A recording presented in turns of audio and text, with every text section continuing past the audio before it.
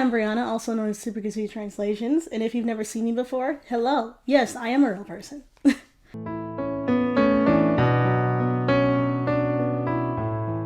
Today's topic is Diabolik lovers, yes. I went on Twitter and I asked fans of the Otome game community if they would want to participate in a video where they would write a letter explaining why they like the series, what's their favorite character, what their age is, you know, all that stuff. And a lot of y'all responded. I'm going to make this into a little mini series I would call Diabolik Lovers Explained. I have actual fans of the series, some people who might not completely like the series, some people that are completely thirsty about the series, and some people that have a kind of neutral opinion on the series. So, let's do it.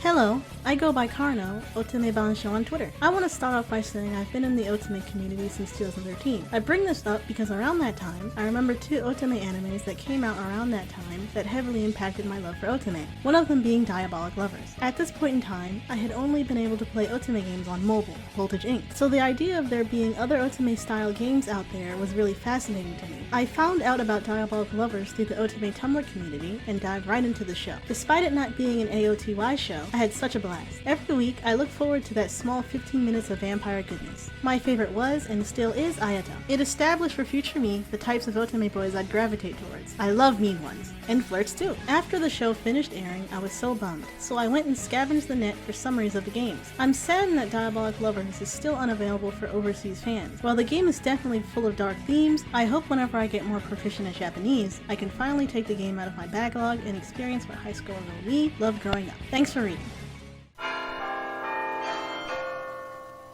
What can I say about Ayato? Well, for one thing, he's not nearly as bad as the series continues. Does he basically call Yui literally titless in Japanese?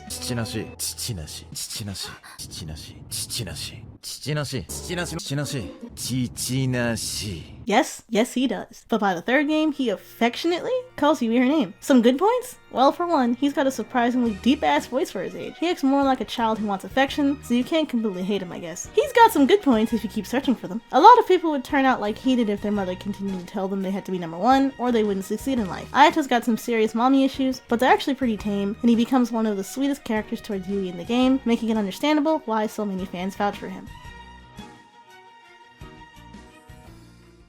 I got into Dialovers because it was airing when I was first made aware of the reverse harem anime genre and was binge watching them. Fun fact, Hakuogi was my first one, which also introduced me to Otome games as a whole. This was also when I was deep into my vampire/Twilight phase. My opinion on Dialovers as a whole is neutral. I'm not in love with it, but I don't dislike it either. I understand it's meant to appeal to a mature and darker audience, specifically the S&M crowd. So it's going to deal with problematic concepts and the audience needs to draw a clear line between fiction and reality. I dislike how the men treat Yui, but I understand it's in their nature to treat a human like food or a plaything. My favorite character is Azusa Mukami. Azusa stands, rise up! But Ruki is a close second. I'm definitely biased towards the Mukami siblings as a whole, since I prefer the second season of the anime. Overall, I do enjoy Dialovers, and I hope one day to be good enough with Japanese to play the actual games.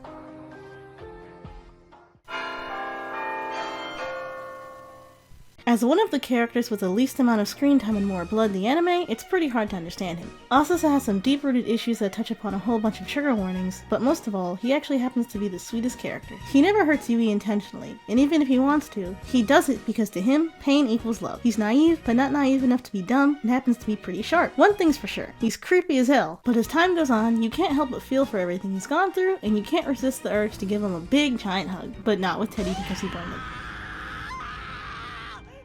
I've played all the games. I adore Diabolik Lovers. I first played the game in 2013 when I hardly knew any Japanese at all, and now here I am at N1 level and studying translation at university as a result. I love the game for a million reasons. First of all, the series and the characters are hilarious. If you've listened to any of the Tokuten CDs, you'll know just how wacky the situations they put them in are. Even the games themselves become funnier and funnier as they go on, with much of the carnival games being a mix of fluff and the most absurd situations you could think of. I also love how the game is unafraid to handle somewhat darker themes. Many consider it to be abuse apologia as a result, but as someone who has been in generally abusive relationships, it was cathartic to see them displayed in such an unapologetically negative light. The first game makes it very clear that they're bad people, and it's not until they begin to change and work on themselves that the series takes a truly romantic turn. My favorite characters are Reiji, Azusa, and Shin. They're all intriguing and deep and lovable in their own ways. When I was young, I related extremely hard to Azusa. He's the perfect mirror of a person who longs to be loved. He's just the sweetest person ever, and generally would never purposely hurt someone, unlike most of these monsters. Shin was an amazing addition to the franchise. He wasn't afraid to cause trouble, and his dynamic and history with Carla were heart-rendering. The more he mellows out with each series, the more I fall in love with him. He really is like a little puppy. Reiji is my ultimate fave. He is the love of my life. I never have and never will like a character as much as him. I got into the games thanks to him. Konishi Katsuyuki killed me in Heart no Kuni no Alice.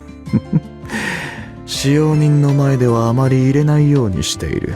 基本的には任せているよ。だが、入れるのも好きでね。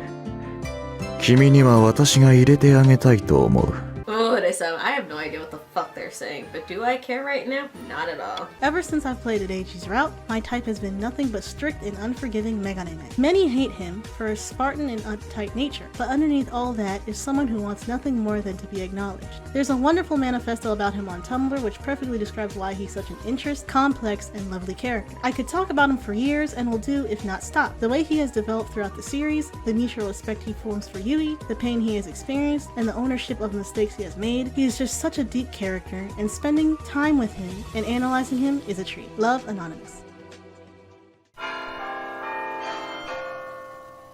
Reiji is a package full of surprises. On one hand, you think he's super strict with his whip and super polite way of speaking, and on the other hand, he's actually super nice. So nice that a lot of Japanese fans don't think he's mean enough or sadistic enough compared to the others. Reiji is a sadistic gentleman, if you will, and actually treats Yui considerably well throughout the game series. You know, once he gets over shoving weird liquids in her mouth. He has mommy issues too, so it's a bit more understandable where he's coming from. And we all gotta admit it, he does have a really nice voice.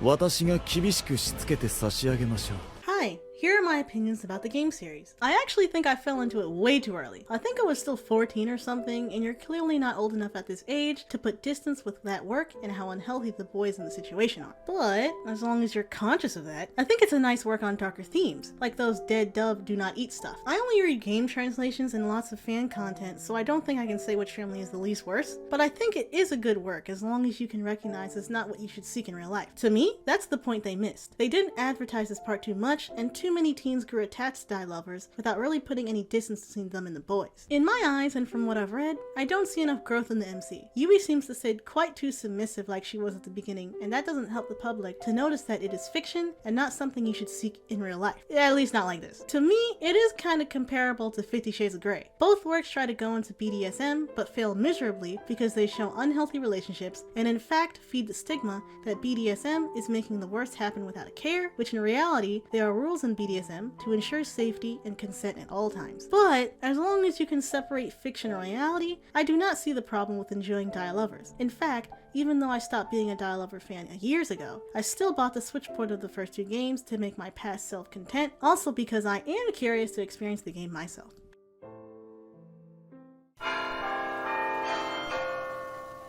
So this little corner is where I'll do a little spiel at the end of each fan letter to quickly explain a few things about the characters. So, Ayato, Kanato, and Raito are fraternal triplets, all with different birthdays for some reason, who were birthed by Cordelia, an abusive mother who mentally and physically tortured them. She always told Ayato to be number one, which gave him a superiority complex. She neglected Kanato and forced him to sing while she had sex in front of him, and she had sex with Raito because she neglected him the most, which made him grow up with a twisted, perverted sense of motherly love. You can basically blame everything that's wrong with them on her, as all three of them ended up trying to kill her. Ayato attacked her, Raito pushed her off a balcony, and Kanato burned her and keeps her ashes in Teddy, which is why he adores it so much. Yikes. Talk about trauma dumping.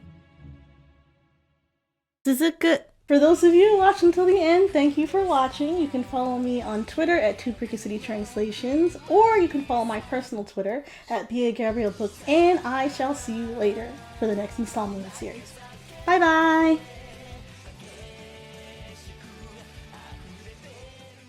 I have been neglecting this game so hard. I haven't even, gone halfway. I just focused on Azusa and then left.